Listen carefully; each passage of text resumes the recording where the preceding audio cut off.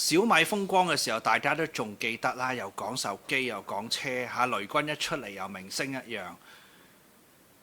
我想講之前咁樣震盪向上都破到頂嗰時係處於一啲均線係好上殺嚇，好強勢嘅。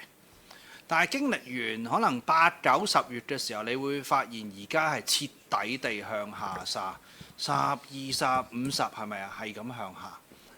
呢個係想話俾大家聽，呢個唔係調整，呢個絕對係見頂起咗跌浪，而且呢個跌浪呢已經個半月㗎啦，就大概真係由9月底嗰時開始嘅。而如果我成日都話嚇，我有好多 WhatsApp group，唔係喺度想去做廣告，只不過如果你係一個每天問我呢隻股幾時要走嘅粉絲，我大概而家仍然可以話俾你聽。根據圖表嚟講，我10月13號到而家呢一刻，我都冇一日覺得唔使走嘅呢隻股份，係日日都要走，係